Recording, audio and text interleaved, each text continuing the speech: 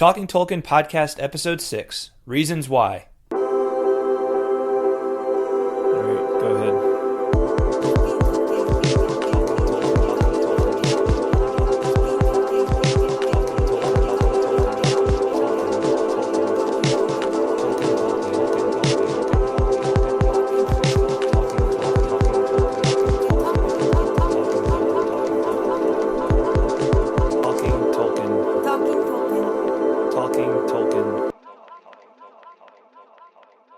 Hi everyone, John Carswell here. Welcome to the Talking Tolkien Podcast, your conversational guide to Middle-earth and the works of J.R.R. Tolkien. On this episode of the podcast, we're going to take a step back from our Silmarillion discussion in order to talk about why I have created the True Myths website, as well as this podcast. It's all been occasioned by a particular comment that I received recently. Enjoy! All right, welcome to another episode of the Talking Tolkien Podcast, your conversational guide to Middle-earth and the works of J.R.R. Tolkien. I'm John Carswell, and I'm joined, as always, by my co-host, Greta Carswell. Greta, how are you? I'm well, John. How are you? Doing pretty well. Great.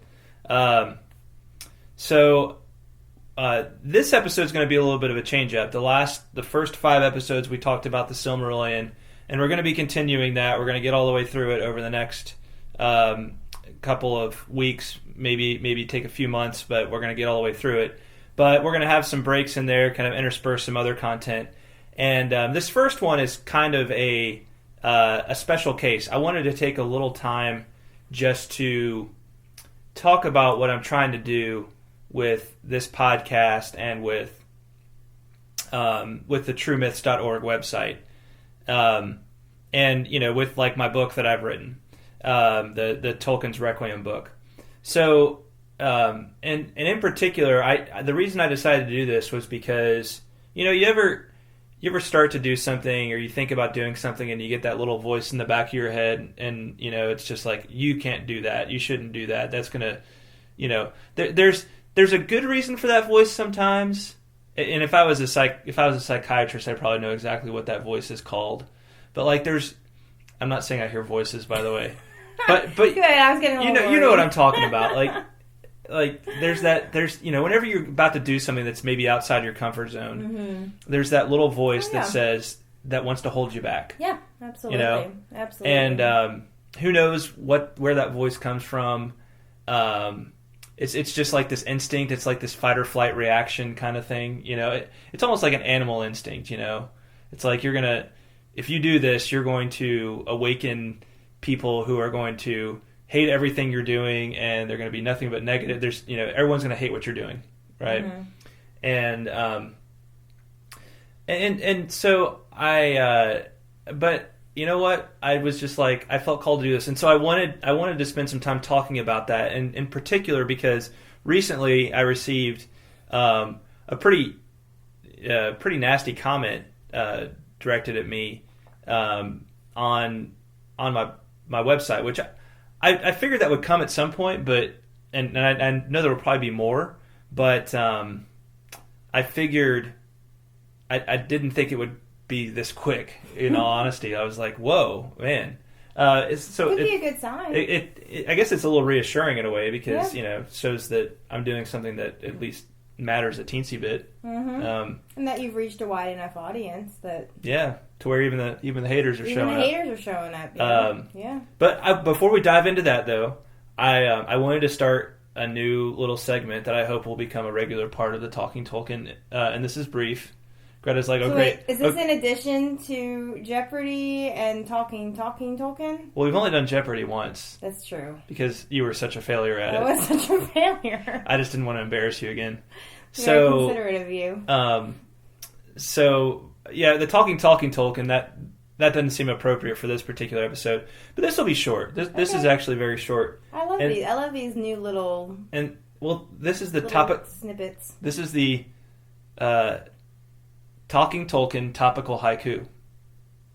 Tolkien topical haiku. I'm not good at poetry. You know this. Well, that's why I write the poetry, and you just have to respond to it. And I have to say if it's a haiku or not?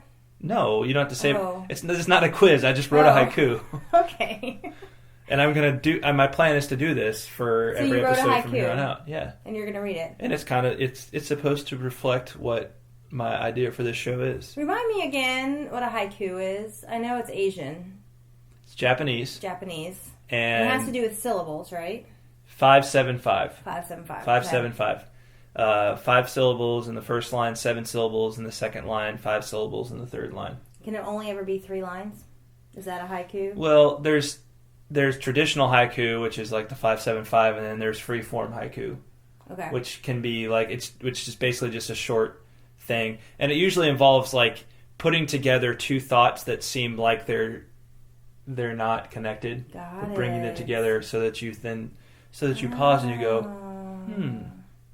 That kind of works. It's as CNC Music Factory would say, it's one of those things that makes you go, One of the things that makes you go, Yes. I think that's what in music they call a mosh or a mesh. I can't remember, but they did it. I think watched. moshing is something completely not what you're thinking of. Probably not. I know there's that form of mosh, but it's like where you take like opera and rap, right? Yeah. And you bring it together. Yeah. Something like that. I forget what it's called. Right. Anyway. Well, actually, I was inspired to do this because we've been talking some about Wayne's World recently, and I remember there's one of my favorite lines is in one of the Wayne's World movies when Garth says something and he's like uncertain about what he's saying, but he finishes saying it, and then Wayne's like stops and thinks, and he's like, "Garth, I think that was a haiku." And they're like, "All right." I forgot about that. Oh, yay. We need to go back and watch those movies. Yeah, at we some do. point. We do. Oh, man. All right. Well, do you want to hear my haiku? I do. Okay. I'm sorry. I did not mean to. All right. Yeah. And remember, this is the Talking Tolkien topical haiku, so it's going to be topical for this episode. Okay. All right. And who is Melkor? We all must face this question, looking in mirrors. Okay. Yeah. Let me read it again. Melkor. I think I got it. Who is Melkor? Who is Melkor? That's only 4. And who is Oh, Melkor? and who is Melkor? This is the question. Okay, We all must face this question. We all must face this question. Okay. Looking in mirrors. Looking in mirrors. Okay. Right? That's pretty deep. Yeah. It's supposed to be deep. Maybe too deep for me. That's what you're supposed to contemplate. I am. I feel like contemplation on a podcast is awkward, though, because I feel like you end up with that awkward silence, and people are like, is she going to say anything? Yeah. So I kind of feel like I need to contemplate while talking, which doesn't work very well. But who is Melkor? So because you mentioned looking in mirrors, that obviously it points to looking at ourselves, right? Because when we look at mirrors, we're reflecting an image of ourselves, correct? So is this about finding the Melkor that's in all of us?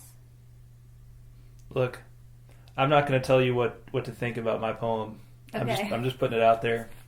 I'm very Tolkien-esque about this. I'm not going to sit there and tell you how to think about this. You're going meta-Tolkien on me right now, aren't you?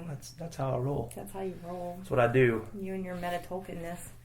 Mm-hmm. I think that's what it's about. I think it's about turning inward and really examining ourselves to find if we have any Melkor in us. And if we do, we need to acknowledge it and use it for good, not evil.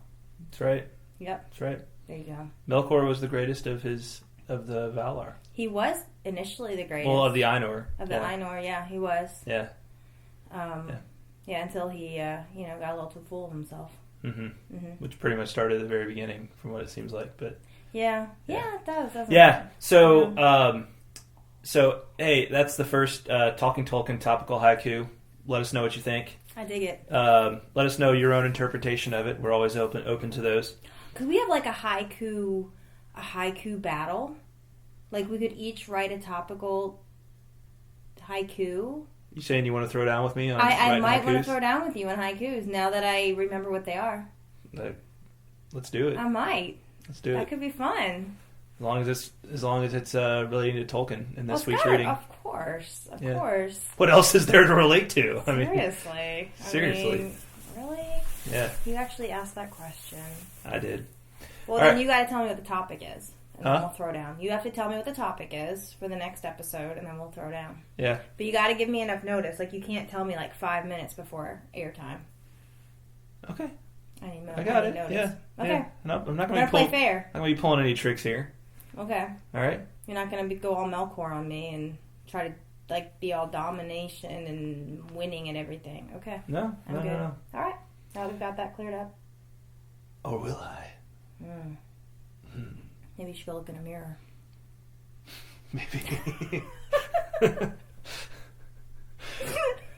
Greta thought I wouldn't go all Melkor on her. And she was right. And wrong. And wrong. Oh, man. All right, so why am I doing this website? So, and this podcast and writing books and all that kind of stuff. Does the world really need another guy who is like a Tolkien expert wannabe? Did I ask you this question when you told me about this idea? I don't know. I don't think I did. Well, let's read the offending comments. So I woke up the other morning, get myself a cup of coffee, and just happy to be starting a new day. Always smiling, always smiling here in the Carswell household. Always smiling. And got my toast, made myself a little smiley face with the honey. With the honey. And gave it the little ears. Had is like a little bear smiling up at me because he had the little ears and everything. You put ears on your toast? No, the toast has ears because of the way it's shaped. Oh, Yeah. right. Yep. Got it. So you put a face on it, and it looks like a bear. Right. Which the honey is in a bear-shaped jar. Somebody should write a haiku about that. That's a really good idea. So, and then I check, and I had a comment, and I was like, cool. So I go and read the comment, and here's what it said. Read it nice and clear, Greta. It continues on the second page, by the way. Right, I got it. Okay. And this is the comments that you woke up to with your smiley bear toast. Yeah. Not another one. Don't we have enough of these so-called Tolkien experts and Tolkien professors trying to cash in on their interpretations of Tolkien? Really? There's somebody already doing all this. He's got books, podcasts, all kinds of useless crap. He's just as inarticulate, too. Why does everybody believe they have a right to start their own little Tolkien school? Mythgard, True Myth. Good goodness. I cleaned that up a little bit for you all. Good goodness, man. And none of this serves anyone, really, because it's all the same crap. People have been writing countless books about Tolkien for the last couple decades, and it's the same crap over and over again. At least you're not telling us it's some secret pagan mythological initiation concocted by Tolkien. Is there no end to these Melkors who like to interject their clamor into the beautiful music of Tolkien? Want to know how to read the Silmarillion? Pick up the book, move your eyeballs across the page, and then read it. It's that simple. He likes the word crap, apparently. Yeah, well. So, I don't know. I don't know if he was just this person. I don't know if it's a guy or a girl, but Oh, right, yeah. I should have said they. yes, Shahi. He, she likes the word crap. And I think we should note that there are lots of quotation marks around a lot of these words. Yeah. Which kind of confuses the issue a little bit for me, but that does confuse the issue. Mm-hmm. Like Melkor's is in quotes, right? So are he really calling you a Melkor, or is he? I don't know. Yeah. Anyway. Well, so I wanted to use this because it was this is the voice in the back of my mind coming into existence, Yeah. And I thought it would just be a really good opportunity to talk about why I'm doing this for my own sanity, but also because we've been talking a lot about the Silmarillion, but there's a reason I'm doing all this, and it's not just for, it's not just to record our conversations about the Silmarillion and document them for posterity. That is a perk. Well, yeah, but there's a lot of reasons, and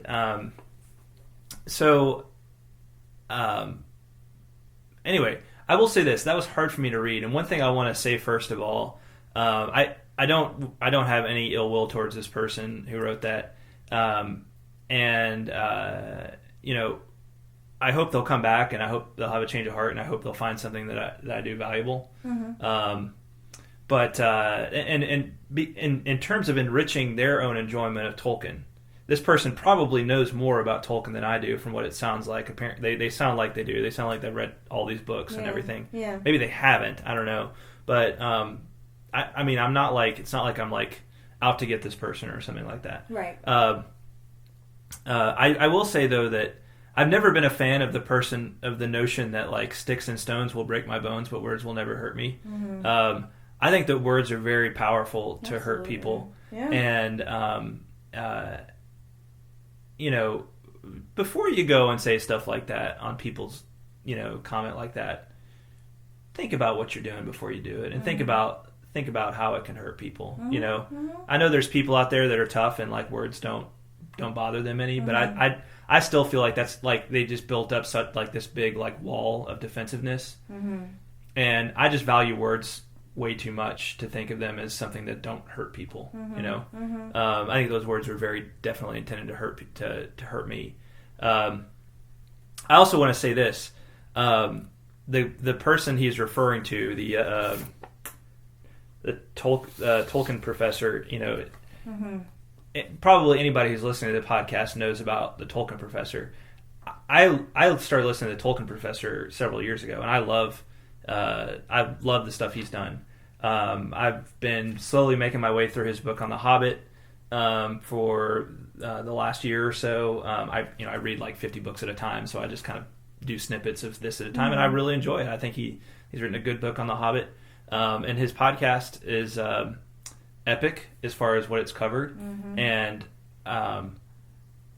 you know, when I started this, so let me just say that, like, he's done great work, and so, you know, I'm sure he does. This is not even a blip on his radar, but you know, that was completely uncalled for against him.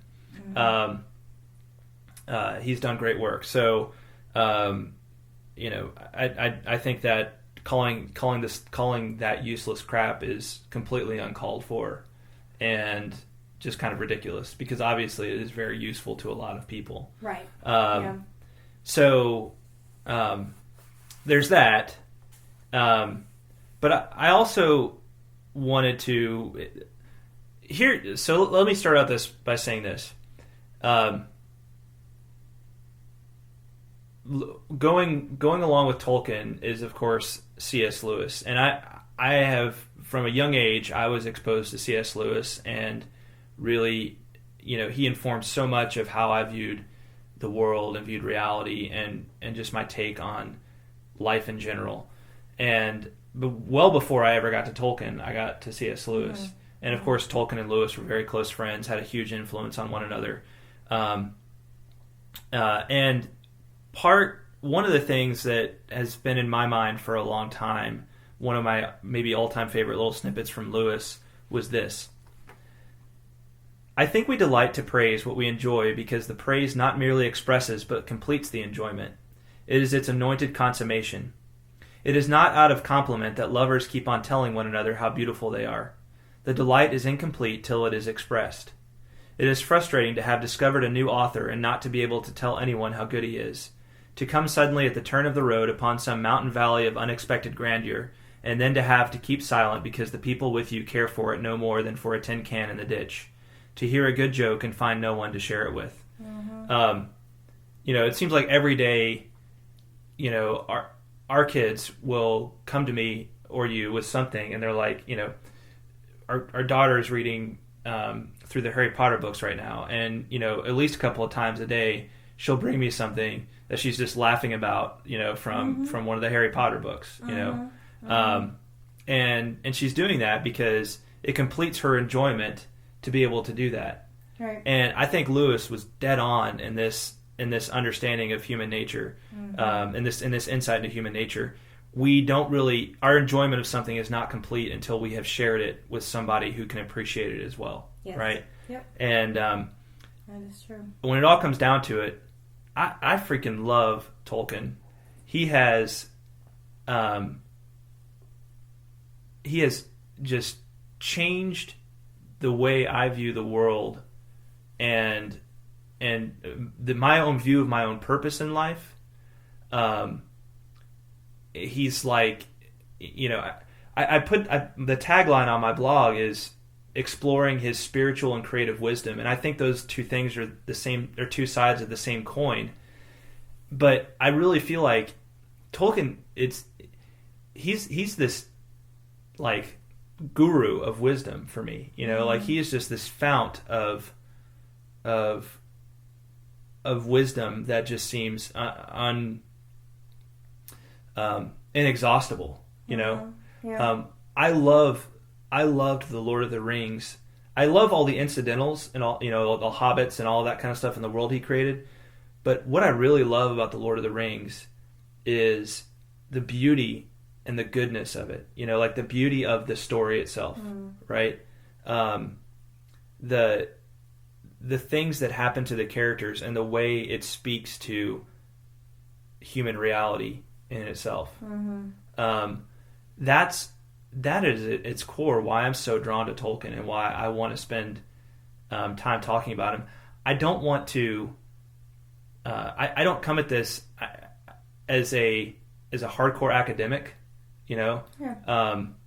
I don't come at this as somebody who does a lot of like cosplay, that's called costume play. I didn't know that until a little while ago either.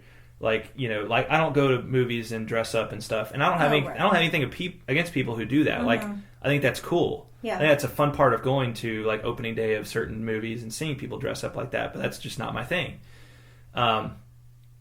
I really don't read that much fantasy or science fiction or anything like that. I just have really latched onto Tolkien, and I want to. And when I read his works, I just see these incredible insights into so many different things, and I want to go step by step through everything he's done and consider all of that. And I'm like, if I'm going to do that, I want to be able to share it with others. And no one better than my wife, because she already knows how much I love Tolkien. Yeah. And it's able to kind of open up the world to her as well, so it's something we can share and enjoy together. We're gonna take a quick pause because we've got a background noise that we need to get rid of. We'll be right back. All right, well, we're back. That was an inconvenient little sound there. It's gone now. Gone now. Took care of it. Went and beat it with a baseball bat till it shut up. That's exactly what I just did. Beep. It was just a beep thing. Yeah. So I guess it kind of caught me in the middle of this stream of consciousness, positive rant kind of thing going on. But I just the point is, I love me some Tolkien. I look out there and I'm like, it's great that there's other people podcasting about this stuff, because at the end of the day, it's not like anyone has the market cornered on it. No one has the market cornered on enjoying something that's great and that's beautiful and that's wonderful. And if people want to go along with us on this journey, that's right on. The more the merrier. If people look out there and they're like, no thank you, that's fine by me. Absolutely fine by me. But I hope we do make something that is worthwhile, that people can sit back like we are right now and have a cup of tea, or some other beverage of your choice, and just like enjoy the heck out of Tolkien with us, because that's at the end of the day what this podcast and the stuff I'm writing on my website is all about. I want to go through and explore every single facet of Tolkien's works that are out there, and I'll probably spend the rest of my life doing that. But I'm like, if I'm going to do that, I might as well document it. I might as well seek to get all of it down and share it with others. Yeah, so absolutely. Hey, that's where I'm coming from. That's my heart in this thing. Um, you know, this really got me thinking. And when you send me comments like this, you get my mind going, because my mind works on a very I just make connections between all the different words that are in there and associations, and it gets my mind working. And I really, as I thought about the whole, it was amazing to me to be called Melkor. Like, is there no end to these Melkors who like to interject their clamor into the beautiful music of Tolkien? He wasn't just calling you Melkor. Well, he was calling the people that are doing the same thing that you're doing. He was calling all of y'all. Well, yeah, but he was calling me Melkor. He was, but it wasn't like he pointed the finger at you and said, you were Melkor. Pretty much pointing the finger at me and calling me Melkor. I don't think there's any way around it, but I get it. He's not singling you out, I guess, is what I'm. Well, he left a comment on my. He did, but he wasn't. He was including you. I'm not attacking the guy. I'm just saying he called me Melkor along with other people. Along with other people. Yeah. Yes. But I'm taking issue with that, because I'll admit, that goes back to that little voice in the back of my head thing, right? Mm-hmm. I mean, at one point when I was thinking about starting all this stuff, I was like, does the world really need one more guy who likes to write books about Tolkien, what Tolkien means, and all this kind of stuff? And and I was kind of like, is it, I have a very critical mind, so I do look at a lot of things and I just roll my eyes. I'm like, oh brother, here we go. Mm-hmm. But when I look at Melkor, which is the term he used, I look at somebody who looked down on the creations of others, on the sincere and heartfelt works of others, right? He looked at the things that they were trying to make, and he said, that's no good, right? Or that may be good, but I want to dominate it, so I'm going to put it down so that I can have mastery or lordship over it, right? Right. Okay.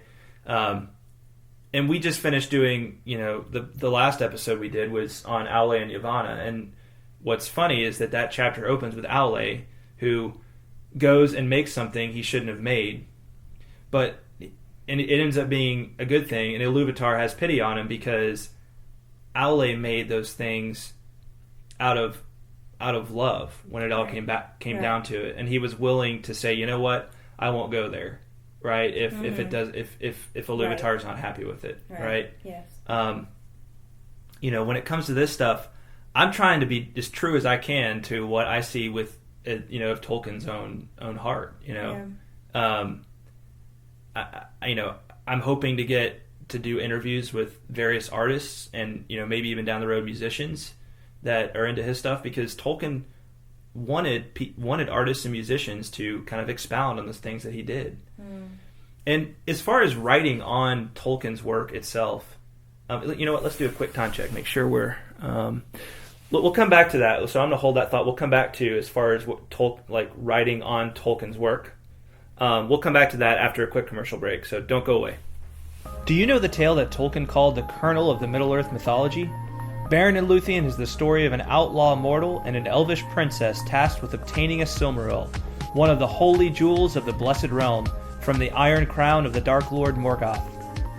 In my new book, Tolkien's Requiem, I explore the legend of these doomed lovers. In doing so, I aim to provide a backdoor into the world of the Silmarillion for those who have struggled to give it a go. One of Tolkien's greatest achievements, the story of Beren and Luthien, deserves to be as well known as The Hobbit and The Lord of the Rings. Get your copy of Tolkien's Requiem today by visiting truemyths.org/Beren. That's truemyths.org/BEREN. Happy reading! Okay, and we're back. So we were talking about, well, mostly I was talking. You talked a lot about my haiku early on, so I feel justified in just going on and on. I did. If you want me to talk more, just let me know. Okay, yeah. Well, do feel free to interject as you see. I do. Okay. Yeah. I'm trying to do my active listening. Yes. Right. Tell me more. Yeah. Absolutely. Tell me how you feel about that, John. Yeah. Yeah. Good. Channeling my inner shrink. Well, we talked. I mentioned right before the break that Tolkien had hoped that people would artists and musicians would expound on what he did. Yeah. But then on the note of the argument might be, well, you're just writing about Tolkien's writing, you're not actually like doing something beautiful off of it. Here's where I take issue with that. Just like in the last couple of years, Tolkien's translation of Beowulf came out, right? Mm-hmm. And Tolkien was, of course, he was an academic. Tolkien wrote one of the most influential essays on Beowulf in the history of Beowulf scholarship because he loved that poem. And he wrote about it not as this, like, what I love about his take on Beowulf is that it's not this, like, I mean, it's definitely got its fair. It's a little bit stodgy because it's kind of it was written right before The Hobbit came out, so he had I think he was still working out a lot of his own views on creativity and that kind of thing. But it's kind of a pivotal moment in that thought process. Yeah. And he casts the poem. He takes it out of this thing where it's like, oh, Beowulf is this interesting historical artifact, and we need to view it as such, and it's really worthless otherwise, And he said, no. First and foremost, Beowulf is it's a beautiful poem, and it speaks to something incredible going on at this particular in this particular poet's heart and soul, right. And you can tell from this exercise that Tolkien loved this poem, right. It's not the only work that he ever wrote about. So my view on it is, hey, if Tolkien was willing to write, I could hear somebody in Tolkien's day coming to Tolkien, and, before he's the author of The Hobbit, and maybe even after him, being like, oh, there goes Tolkien again. Does the world really need another Beowulf expert? Come on, like what? Like you missed the point, Right. like yeah. Like, again, that's what I love about Tolkien is that he takes something that's normally this kind of stodgy academic thing and he recasts it as like, I freaking love Beowulf and here's why. Mm-hmm. And it's illuminating to read that. It's illuminating not only for Beowulf but also for Tolkien's own mind and the way he worked.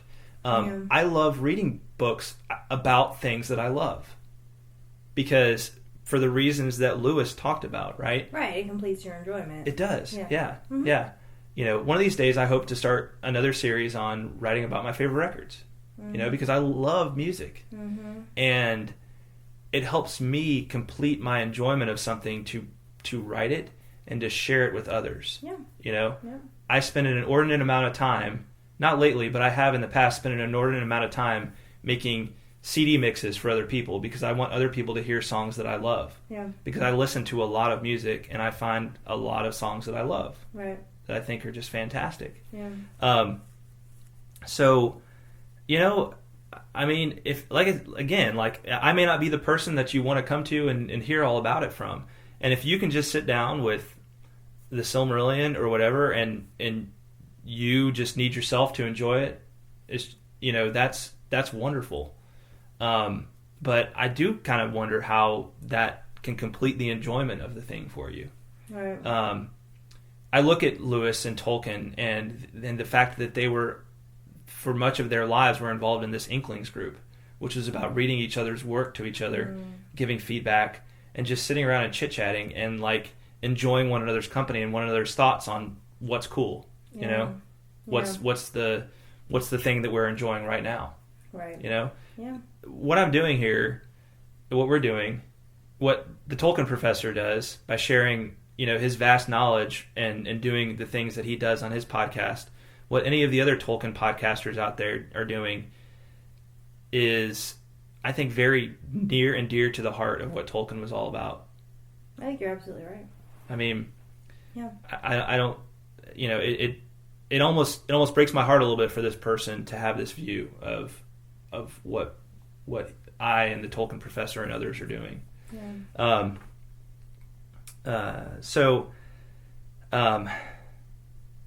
What's interesting though? Yeah, go ahead. Is I feel like really the spirit of this comment and the tone at least the way that I interpreted it, to be quite honest, I feel like the author of the comment is more of a Melkor than the people that he's calling Melkors are. Because these kind of words don't come from people who are secure and happy and, completely, pleased with how their life is going. These kind of words come from insecure people who need to put others down in order to build themselves up, and they're constantly jealous of what other people are doing. And so this is how they lash out, and that's exactly what Melkor did, right? I mean, he was jealous of what the other Ainur were doing, and he wanted it for himself. Mm-hmm. And so it's kind of a little ironic, to use a word that I don't quite understand. No, you're exactly right, and it's like, it's not like there wasn't a place at the table for Melkor to do his own thing, right? And right. And in a way, he could have been the leader. Mm-hmm. What would Melkor's story have been if he hadn't chosen the path that he chose, right? No one really knows, but we might assume that maybe he was the one that would kind of bring everything together and in a beautiful way. But that might be an interesting topic in and of itself for another podcast. But I look at the way the Ainulindale plays out, and you've got all these different people making their own music, and that, and it all weaves together into one thing, right. Into one beautiful thing. And I look at that, and there's this lesson, in creativity there that says, like, I may be Mr. Creative over here doing my thing, but it's almost like my creativity blended with someone else's creativity forms its own incredible music that is better than just those two things by themselves. Yep. And then you put a third one in there, and it's even better, and fourth one, and fifth one, and there's just so much room at the table for more. And again, I think that's an incredible insight from what Tolkien did in the Ainulindale. So,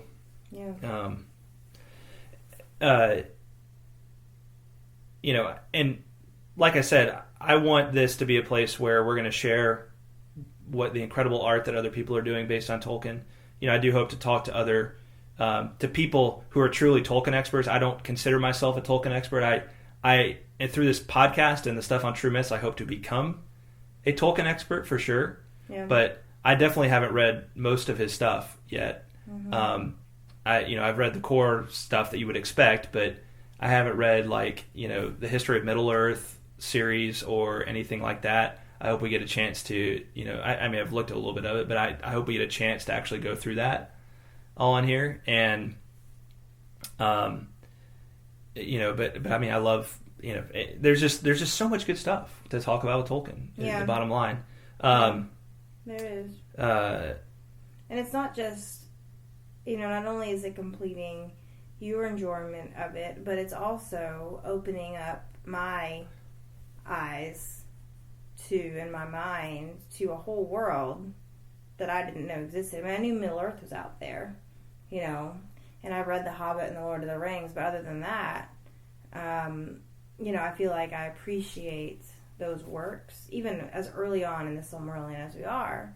I feel like I appreciate those works so much more, and I have a little bit, even that much more of a glimpse into Tolkien's brain, and I have all these amazing images floating around in my head of things, of just the couple of chapters we read of the Silmarillion, about the music of the Ainur, and about, the Valar, and, about, and, their creations. It's, I feel like my world is that much more, prettier, that I've been exposed to this, that I don't think I would have if it weren't for you, saying, "Hey, let's do this." Yeah. So. Yeah, I mean, I've definitely enjoyed. I mean, this is only the 6th episode, but I mean, I'm ready to kick it into high gear and just keep go even faster. I mean, it really is. It really is a lot of fun. And one other thought. this last line, want to know how to read the Silmarillion, pick up the book, move your eyeballs across the page, and then read it. It's that simple. I think I've said elsewhere that it took me 3 times to actually make it through the Silmarillion. Yeah. I mean, the third time, it took me 3 times to even make it a decent way into the Silmarillion. And I think this, to say something like that is a little bit like saying, to somebody who's not an outdoorsman and not an adventurer, you want to know how to climb Mount Everest? Go get yourself some equipment and climb Mount Everest. Right. Like, whoa, thank you for that incredible insight, into what I should go and do, because obviously it is that simple. You just go climb Mount Everest, right? Yeah, I'm sure there's no need of finding a guide, and if you're a real Tolkien enthusiast, you can just go do it. Just move your eyeballs over the words and read the Silmarillion. I mean, come on. Yeah, that's a little silly. Yeah. And it's not an easy read. Mm-hmm. Even Tolkien, I think, would have readily acknowledged that it's not an easy read. Right. And throughout his life, even though he wanted to have it published, I think he knew it was a long shot that it was ever going to be published, and it wasn't. I think the only reason we have it now probably is because The Lord of the Rings was such a humongous success. Yeah. But even then, during his lifetime, it didn't quite get published. Right. Right. I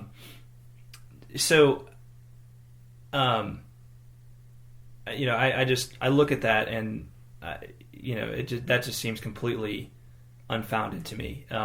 I know plenty of other really smart people too who have tried to read the Silmarillion, and have read plenty of other difficult works by other authors, have read Tolkien's other stuff and love it, and they're like, I've had a few say to me already, oh man, thank you for writing your book. I have tried to read the Silmarillion in the past, and I just could not get started on it. I had no idea what was going on. Nothing seemed familiar. It didn't seem like the standard way to start a story. Right. I just didn't get it. Right. And I felt that way. Yeah. I don't think I would have kept So did I. The first few times I did it. If I hadn't had that difficulty, I might not have actually, decided to do this. Right. But my point is that once you actually get into it, it's incredibly worthwhile. It's brilliant. Yeah. And true. You know what? If you just want to read it, you could just read it. But you're not gonna appreciate it or get nearly as much out of it. Right. If you just read it. Right. I mean, I could have done that. I could have just sat down and read it. I probably would have quit, to be quite honest, if I didn't know you were depending on me for this podcast, because it's, it's intense. But I'm getting so much more out of it and understanding it that much more, and I'm actually excited about continuing to read it because of everything that we've talked about, and because of everything that you've shared about it. I'm like, oh, it's like it helps those light bulbs go off. Right. So. Yeah, and on the third time, the time I actually made it all the way through, I don't think I actually understood most of it. I think it was a little bit like when I was a kid and I was like, darn it, I'm going to go and read the Bible. And going and reading it, and I was like, well, I read it, but I didn't really understand most of it, Right, and that does not feel like a good use of time. Yeah, it doesn't. It seems much more appropriate. Well, and I'm glad I did that, and I needed to do that. But I was like, I'm going to go, and I've definitely gone back and read different parts of it many times. Yeah. But I was like, I'm going to go through it this time, and in order to make sure I understand it, I really get it, I'm going to go through and I'm going to write this beginner's guide, right? And which you can see on my site, and I'm about 2/3 of the way through now. Because that way I'll actually have to take good notes, and I'll have to get a fix on what's the really important threads and all that stuff, and I'm going to see it develop. And I'm like, I'm going to know it a lot better that way. Mm-hmm. And at the end of the day, might as well have something to share with people once I do that. Absolutely. Yeah. So, anyway. Share the love, baby. Share the love. That's right. Life's just too short to. Life is too short to hate. Yeah, to be hating on other people trying to do good stuff. Absolutely, absolutely. In the day. Yes. So, well, I think I got that all out of my system. I do. I wish this person the best. I don't know who they are. And come on back over, listen to the podcast. Hope you have a change of heart. Anyway, any other thoughts on your part? No, I mean, not really. In addition to what I've already shared, I mean, this has been. I really love what you're doing. Of course, I'm probably not the most objective person out there to ask about, but I'm really. It's good that you enjoy. It's good that you do, because if you didn't, then the podcast wouldn't last very long. But that's probably true. That's probably true. But I'm really enjoying it, and I think there's so much that that people can learn. I feel like even high school students, who are having to read Tolkien, could get so much out of what you're doing. And as someone, and it's nice, especially as a mom who's home with kids all day, every day, it's nice to have this kind of challenge. Like, it's good. It's a good brain exercise to, to get through this and to talk about it and to begin to understand it a little bit more. It's nice to be challenged in that way, Right on. Right on. Yeah, I appreciate it, and I think it's wonderful. Cool. All right. Well, I think that covers about everything that I wanted to say. So in this particular episode.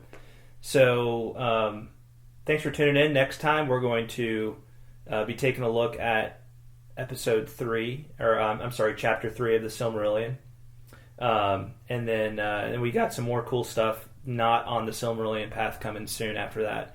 So continue to tune in to the Talking Tolkien podcast, and thanks for listening this time. Bye-bye. Bye, y'all. Please remember to check out truemyths.org for show notes as well as other Tolkien goodness.